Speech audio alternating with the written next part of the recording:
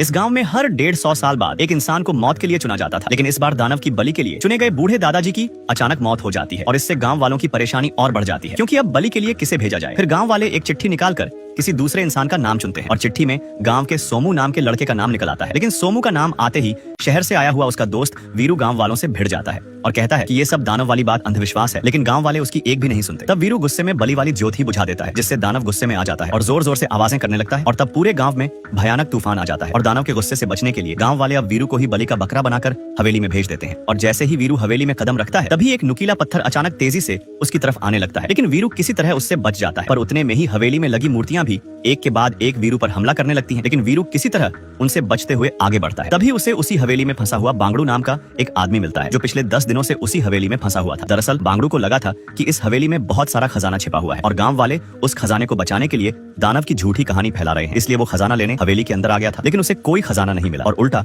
वह खुद इस हवेली में फंस गया था और तभी वहां अचानक वो भयानक दानव आ जाता है और दोनों पर हमला कर देता है। लेकिन वीरू और बांगड़ू उस दानव से अपनी जान बचाते हुए एक गुफा में पहुंच जाते हैं, जहां उन्हें एक इंसान का कंकाल दिखाई देता है। उसे देखकर दोनों डर जाते हैं, लेकिन तभी उन्हें वहां दीवार पर कुछ लिखा हुआ नजर आता है, जिसमें दानव को खत्म करने का तरीका लिखा था। दरअसल कई साल पहले एक राजा ने दानव को मारने के लिए 2 चमत्कारी जादुई खंजर बनवाए थे और राजा उन दोनों खंजरों को लेकर अपनी सेना के साथ दानव पर हमला करने पहुंच जाता है, जहां राजा ने एक खंजर दानव के शरीर में घोप दिया था। लेकिन दूसरा खंजर घोपने से पहले ही दानव बहुत गुस्से में आ गया और उसने राजा समेत पूरी सेना को खत्म कर दिया था। लेकिन एक सैनिक किसी तरह अपनी जान बचाकर इस गुफा में पहुंच गया था और उसने ही दीवार पर दानव को मारने का पूरा रहस्य लिखा था और दूसरा खंजर घोपने से ही उस दानव की मौत हो सकती थी। लेकिन वीरू और बांगड़ू यह सब पढ़ ही रहे थे कि तभी अचानक उनके पीछे वही भयानक दानव आ जाता है। और अब क्या वीरू और बांगड़ू उस दानव को खत्म कर पाएंगे और आखिर दूसरा खंजर हवेली में कहां छिपा है, ये जानने के लिए कमेंट में नेक्स्ट पार्ट लिख दो।